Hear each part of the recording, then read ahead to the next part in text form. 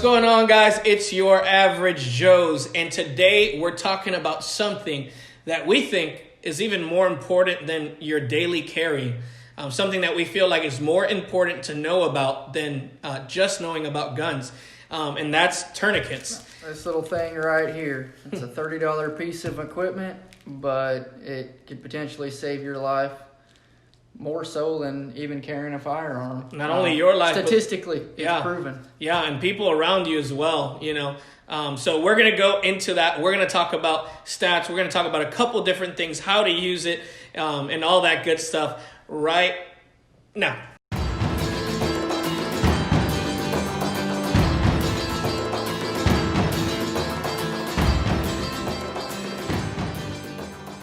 We're going to be talking about tourniquets like we just said, and we're going to be crushing some numbers real quick. So, Connor, what do you have for the people? All right, so in a study that was taking place in 2017, you are 371 more times likely to be involved in a fatal car accident than you are in a mass shooting.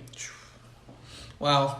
So in 2018, there was another study that said there was an average of 40 gun-related deaths per day. Now, that does exclude suicides, but keep in mind it includes gang violence, domestic situations that turn violent, and stuff such as that, compared to 110 traffic accident deaths per day. Again, that was in 2018. So 40 gun-related per day as opposed to 110. That's almost triple the amount. So 3 times the chance that someone could die in a car accident than they are to die by the hand of a firearm. Absolutely. And so that's why we really believe that this little piece of equipment right here, and keep in mind, they come even smaller than this. So you can carry them in your pocket, you can carry them in your bag, you can carry them in your car. But that's why we feel like it's more important even to carry this or to have this on you, with you, than it is to carry a gun. Because sometimes in a situation, and Connor, you know this, as law enforcement, we know this, that sometimes it's not even necessarily about you, but you may come into a situation, an unforeseen situation where somebody else is needing aid. What are the chances you roll up on a car accident and maybe that person doesn't have a tourniquet, but you have yours on you, either in your door panel? I mean, for work, I have one of these in my door panel. I have one behind my headrest in my individual first aid kit. I've got one on my ankle at all times. You know, and the old analogy of 2 is 1 and 1 is none kind of applies to these, because in reality, if you want to go overboard, these do cost about $29.99, I think, on Amazon. This version, there's multiple different versions. Cut. A deer just ran past, bro. I couldn't stay focused, bro. It just literally ran. I see it. It's running in the ball. It just ran past, dude. I couldn't keep focused. So this is a cat tourniquet. There's several different generations. This is a generation 7. There's a couple different types of tourniquets. You can get a rat tourniquet, which is applied a little bit different. It's a lot smaller, a lot more compact, so it's probably a little bit easier to throw in your back pocket, something like that. That's something more likely to be used by the daily person. If you're wanting to carry this on you, that is probably the best option for you. Yeah. And they're pretty much just as easy to apply. So definitely a good piece of equipment. You think that, just those stats, they don't lie. You're probably more likely going to use one of these, whether it's you rolling up on somebody who's been in a car accident, or some kind of traumatic situation where you need to apply this to one of their appendages. Could potentially save their life, could potentially save their limb. So I think we're going to go ahead and just break it down on how you apply this life-saving piece of equipment. Alrighty, so real quick with storage on these things, you really want to be able to access it with either 1 or 2 arms. Say you're in a car accident, your one arm gets pinched, or you have arterial bleed coming from one arm, you need to be able to access it with the other hand. You've got about 30 seconds and a serious arterial bleed before you're going to bleed out. So it's pretty, you need to apply this as quickly as possible. So storage with these, you start you keep it folded up. I always keep this tab loose, so then that way I can flip it down like that and it's ready to go. So I have one hand. I'm just going to go ahead and apply it to my arm. You want it high and tight. You want it as high as you can possibly get it, as close to your hand, or as close to your heart, that you can get it. You're going to take it and ratchet it down. When you think it's good and tight, tighten it down some more. So you're going to apply it like so. Wrap it around. The Velcro will stick to it. You want to tuck the strap in like so.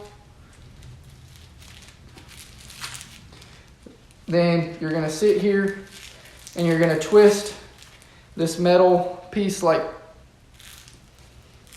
so until it's tight, and it needs to be uncomfortably tight. I mean, you want to cut off circulation. It's going to hurt, especially if you have a cut or an injury going.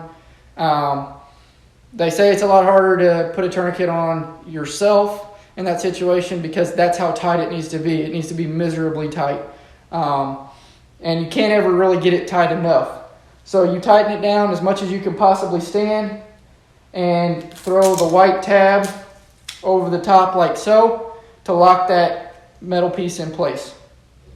I would suggest also with this, if you carry one of these, whether you're going to carry it in an ankle holster, under your jean pant, or if you're going to carry it in your back pocket, I would also suggest that you carry a pocket knife with you due to the fact that if you come up and there's some excess clothing on an individual that a tourniquet needs to be applied to, or if you need to, if you're wearing a sweatshirt or something, you can't quite get it off, you can cut it. It just helps it get real tight. So that way you can cut off that circulation like you need to.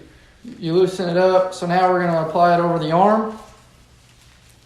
And you want it high and tight. As high and tight as you can get it.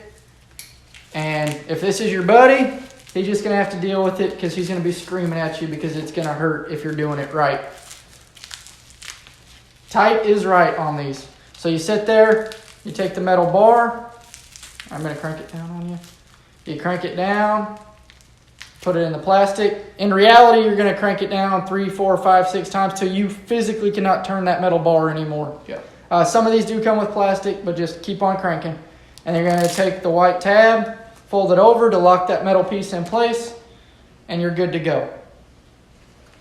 The same application would apply as if you're doing it yourself. So refer to the video just right before this one for individual.